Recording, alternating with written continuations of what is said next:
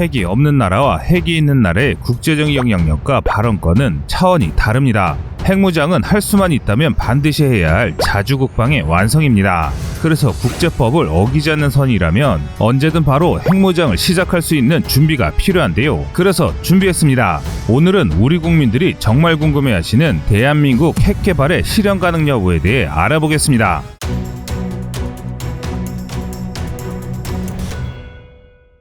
2004년 8월 전 세계를 발칵 뒤집는 사건이 벌어졌습니다. 대한민국이 수십 년간 숨겨온 핵실험 내역을 IAEA에 통보했기 때문입니다. 이 사실을 보고받은 IAEA는 한국에 대한 대규모 사체를 감행했는데요. 철저한 조사 끝에 상당량의 핵물질이 사라졌으며 핵물질을 추출하기 위해 쓰인 장비 역시 사라졌음을 알아냈습니다. 이는 우리 핵공학자들이 청와대에도 알리지 않고 핵에너지를 연구했다는 것으로 결론난 사건이었는데요. 하지만 이와는 별개로 한국이 핵물질을 달았다는 사실에 미국을 비롯한 핵보유국들이 눈총이 쏟아졌습니다. 한국은 이미 수차례 이상 핵 개발을 시도한 국가이며 동시에 얼마든지 핵을 만들 수 있는 국가이기 때문입니다. 대한민국 핵 개발의 역사는 1970년대 박정희 정권부터입니다. 박정희 대통령이 핵 개발을 결심하게 된 결정적인 계기는 남베트남과 북베트남이 휴전에 합의한 파리 평화협정 이후인데요. 사실 한국군의 베트남 파병은 그저 미국의 요청에 한국이 응한 것이 아니었습니다. 한반도에 주둔하던 미군 중 상당수가 베트남으로 재배치된다는 것을 우려한 우리 정부가 고심 끝에 주한미군을 대신할 병력을 파병하기로 한 것이었습니다.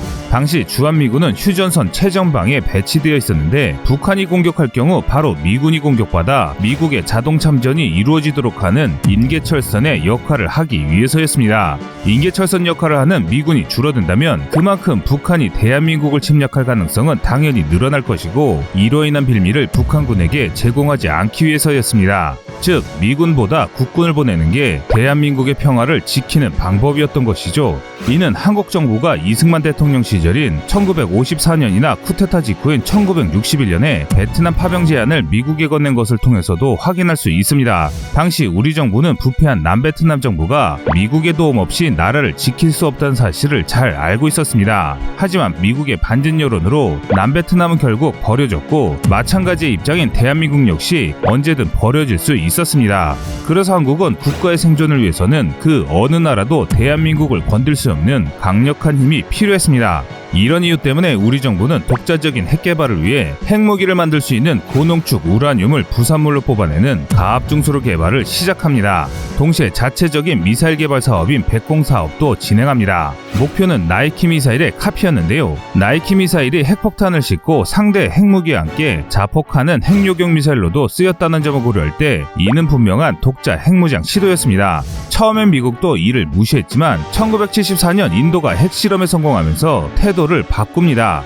기술 수준이 떨어지는 후진국은 핵 개발을 못할 것이라는 생각이 틀렸다는 것이 증명됐기 때문입니다. 이때부터 미국의 견제가 점차 심해졌는데요. 이 압박 때문에 대한민국은 1975년 4월 23일 NPT 조약에 가입하게 됩니다. 한편 1975년 5월 3일 경주 월성에서 대한민국 최초의 원전인 월성 1호기의 기초굴착 공사가 시작됐습니다. 얼마 지나지 않아 백곰 사업 역시 성과를 거둬 자체 제작한 우리 미사일의 공개 발사도 성공했습니다. 하지만 인도의 핵보유로 핵 확산에 큰 두려움을 느끼던 미국은 크게 분노했습니다. 한국은 미국이 나이키 미사일을 퇴역시킬 것이므로 자국의 나이키 미사일 전력을 정비하고 성능을 개량하기 위함이라고 주장했으나 미국은 한국이 ICBM 핵폭탄을 개발해야 한다고 확신했습니다. 결국 1979년 사거리 180km 이상의 미사일을 개발도 보유도 하지 않는다는 한미 미사일 사거리 지침이 체결되었습니다. 180km는 서울 북단에서 미사일을 발사해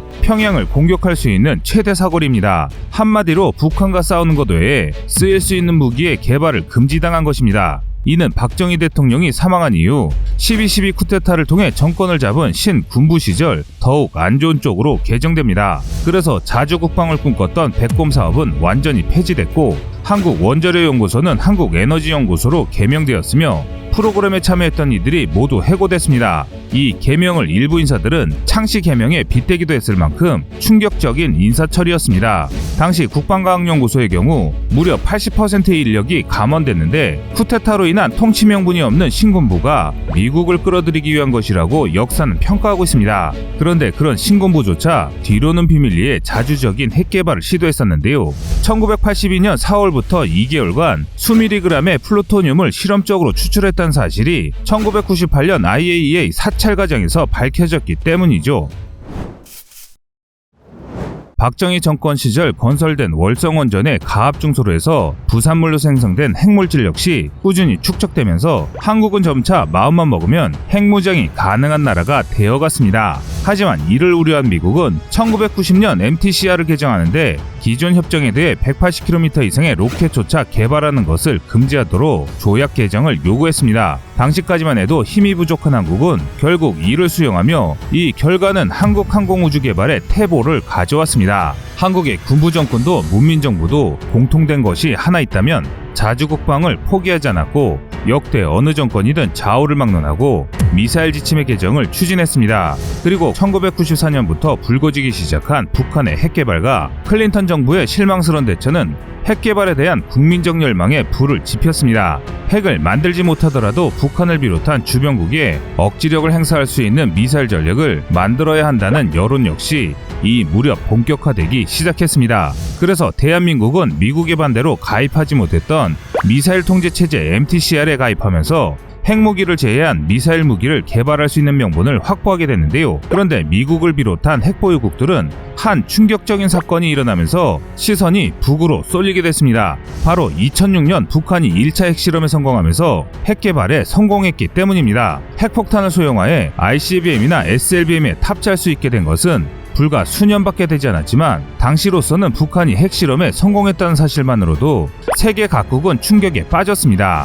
이후 핵확산을 막으려는 국제사회의 관심은 북한과 이에 협력해 핵무장을 추진한 이란으로 집중되었습니다. 그래서 한국은 이 틈을 틈타 2012년 자체 개발한 순항미사일을 공개합니다. 순항미사일은 분류상 무인기로 분류되기에 기존의 협정을 회피할 수 있을 뿐만 아니라 북한의 핵무장에 대한 대응수단이라는 명분이 생겼기 때문입니다. 또 이렇게 순항미사일을 통해 협정을 무력한 상태에서 2012년 한국은 미국에게 미사일 지침의 재개정을 요청합니다. 그 결과 사거리 800km, 탄두 중량 500km로 협정을 완화하는 데 성공합니다. 또 2013년 1월 세 번째 나로호 발사가 성공적으로 끝나면서 비록 자체 개발 엔진을 사용한 것은 아니지만 ICBM 개발에 필요한 발사체 기술을 확보하게 됩니다. 또 2015년 한미 원자력 협정으로 20% 미만의 전홍축 우라늄을 파이로 프로세싱이라 불리는 건식처리법으로 재처리하는 것을 인정받게 됩니다. 비록 20% 미만이지만 우라늄을 사용할 수 있는 기술을 공식적으로 허가받은 것입니다. 이는 북한의 ICBM 발사와 대조되며 추가적인 한미 미사일 지침 개정의 발판이 되었습니다. 2016년 1월 북한이 4차 핵실험에 성공하고 연여 같은 해 8월 SLBM 발사에 성공하면서 한미 미사일 지침은 또 한 번 변경됩니다. 2017년 7월 4일 북한이 자체 제작한 ICBM 화성 14형마저 발사에 성공하자 한미 양국은 사거리 800km를 초과하는 고체 로켓을 만들지 않는다는 내용으로 협정을 개정했는데요. 이로써 한국은 북한에 대한 억지력을 가질 수 있도록 탄도 중량 제한이 해제되어 현무포를 개발할 수 있는 초석이 마련된 것입니다. 현무포의 공개와 배치까지의 시간을 고려했을 때 우리 군은 협상 개정에 대비해 관련 기술을 이미 확보했던 것으로 보입니다. 사실 탄도미사일은 탄두 중량에 따라 사거리는 얼마든지 늘릴 수 있게 되는데 이는 우리 군용미사일 기술 개발의 높은 벽이 또 한 번 무너진 계기가 됐습니다. 이어서 2019년 남북미 평화협력이 북한의 떼쓰기로 무산되자 우리 정부는 이를 명분으로 삼아 한미 미사일 사거리 지침을 또 한 번 개정합니다. 그리고 마침내 2020년 7월 29일 민간용 고체 로켓의 경우 거리 제한 없이 개발할 수 있도록 협정이 개정됐는데요.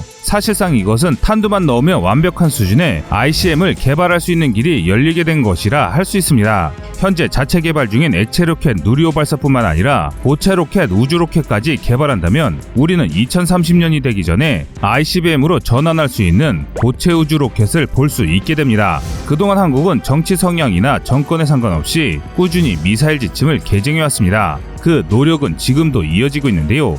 현재는 군용탄도미사일의 사거리 제한을 1000에서 3000km 수준으로 확대하는 것을 미국과 협상 중입니다. 이것이 이루어질 경우 우리 미사일이 사실상 중국 전역을 사정권에 둘 수 있기 때문에 이 협상 자체는 상당히 난항이 예상됩니다. 또 이동식 ICM 개발을 막기 위해 인공위성을 이동식 발사대로 발사할 수 없다는 조항과 순항미사일의 탄두 중량이 500kg을 넘을 수 없다는 역시 개선해야 할 문제들입니다. 하지만 현재 대한민국은 핵탄두를 직접 제조하지 않았을 뿐 완벽한 핵무장을 위한 거의 모든 수단은 확보한 상태입니다. 앞으로의 한국 행보가 더욱 기대되는 부분이 있습니다. 지금처럼 북한이 핵을 포기하지 않고 동북아 정세가 꾸준히 긴장 상태를 유지한다면 한미 원자력 협정이 다시 개정될 2035년이면 한국은 더 높은 수준의 우라늄 제처리 능력을 확보할 수 있습니다. 즉 북한의 핵이 고도화되니 우리도 핵무장을 하겠다는 것을 국제사회가 막을 명분이 없어진다는 것입니다. 이것이 가능해지면 우리는 스마트 원조로를 소형화해 원자력 추진 군함들을 건조할 수 있게 됩니다. 뿐만 아니라 잠수함의 경우 SLBM을 탑재할 수 있는 유도탄 원자력 잠수함을 건조할 수도 있습니다. 이에 대해 고체 및 액체 로켓을 자유롭게 개발할 수 있게 됩니다. 이는 ICBM을 위한 기반이 마련된다는 것이고 핵무장에 필요한 모든 기술과 장비를 확보하게 된다는 것입니다. 한국은 수십 년간 중수로를 운영했고 최첨단 반도체를 생산하는 IT 선진국입니다. 대한민국에게 핵물질의 확보와 핵무기의 소형화 및 정밀화는 별로 어려운 문제가 아닙니다. 다가오는 2035년을 기점으로 대한민국이 핵보유국에 합류하는 것도 꿈은 아닐 것입니다. 여러분의 생각은 어떠신가요? 시청자님의 현명한 의견을 댓글로 남겨주시기 바랍니다. 여러분들의 좋은 의견이 좋은 영상을 만드는데 많은 힘이 됩니다. 이상 꺼리튜브였습니다.